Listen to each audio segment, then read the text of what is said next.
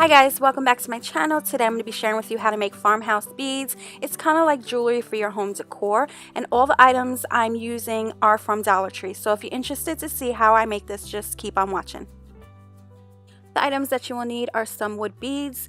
Here I have a package and 125 come in each package, so I did use 2 packages of these, and I intend to use the larger size of the beads. You also need some twine, some latex gloves, and some chalk paint. I had mine on hand already, so I'm using a white color chalk paint, and I have here some chalkboard paint in the color black, a paintbrush, and I already had this paintbrush on hand. It's for chalk paint. It's kind of like a stipple brush. And I have here a tray for my paint. I did purchase this at Dollar Tree. The first thing that I'm going to do is separate the larger beads out of the packages.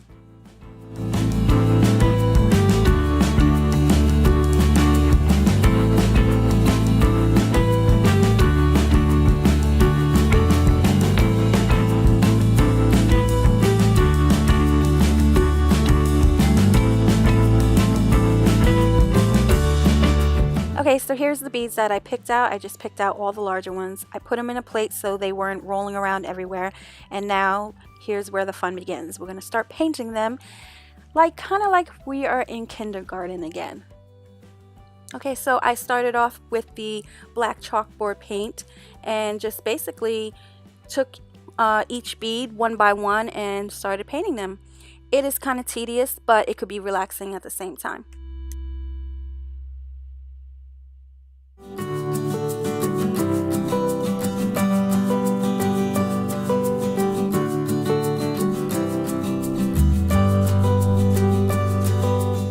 I did go and use another black paint because I felt the chalkboard paint wasn't as pigmented as I thought it would be. So I just used this acrylic black paint here. And that's what it looks like after I was done painting everything, and I let it sit to dry.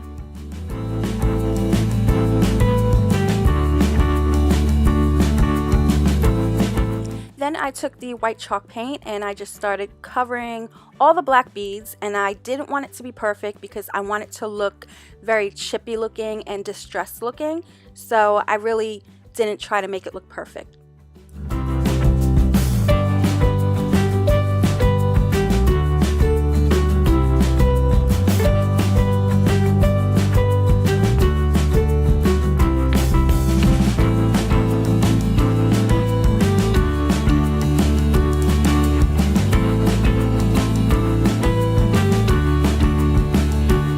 Okay, so here's what the beads look like after I was done painting them with the white chalk paint, and they're not perfect. They have a lot of bumps and it's not smooth at all. It's bumpy and just very distressed looking, and that's the look that I was going for. Now it's time to start stringing the beads. I took the twine and I wasn't sure how long I wanted my beads, so I pretty much just played with it. I eyeballed it, so I just kept unraveling the twine.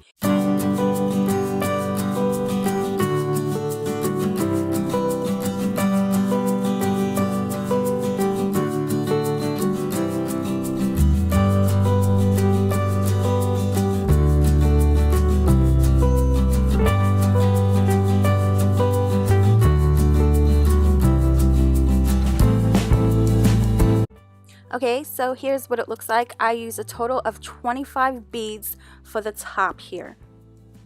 Then I'm going to gather the twine at the bottom and tie a knot.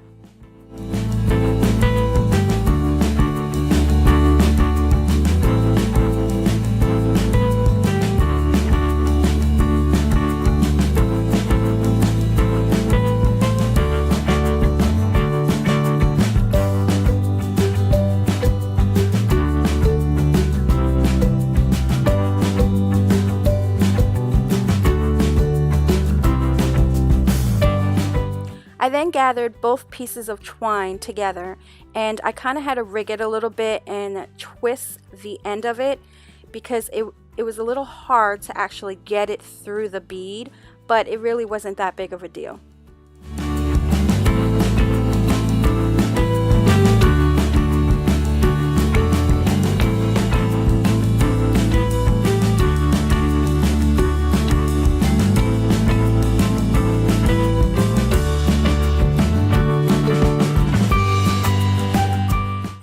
at the bottom, I ended up using 9 beads. This is the length that I was happy with, so I kept it. I then went on and tied another knot at the end here.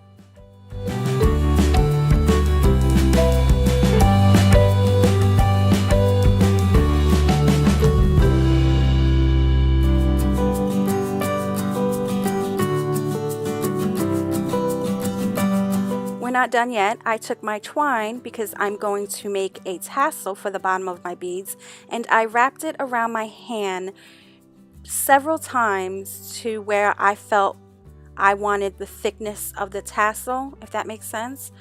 So I just kept wrapping it and wrapping it around my hand.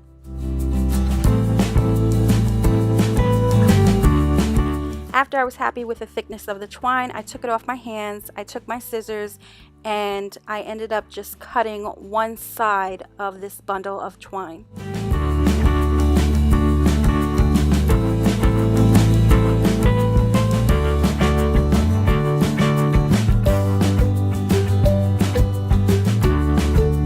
I then took the bundle of twine here and I took the 2 leftover strings that were hanging from my beads and just wrapped it around the bundle of twine and tied a knot.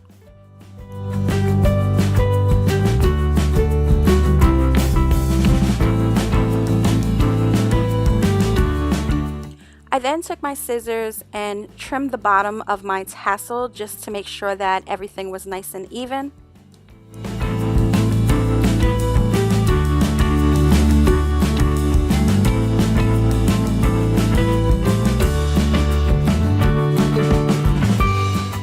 Using the twine, I also took it and wrapped it around the top of the tassel a couple times.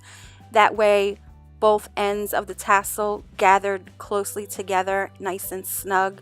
That way it looked more fuller.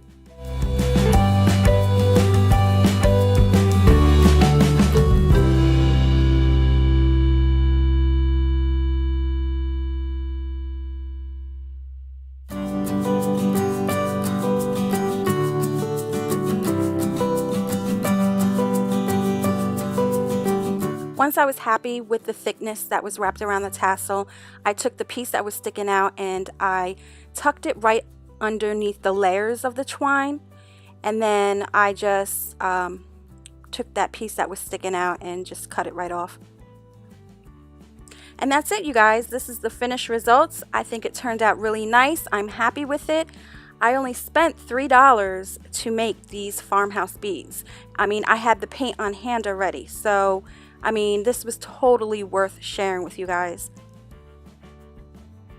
I just wanted to share with you guys these farmhouse beads that I bought off of Etsy for, I do believe, 30 bucks. They could be a little bit pricey, so I'm happy to share this video with you. You can just go straight to Dollar Tree and make your own farmhouse beads. I hope you guys enjoyed this video. Thank you for taking the time out to watch it. Don't forget to like, comment, and subscribe, and I will talk to you in the next one.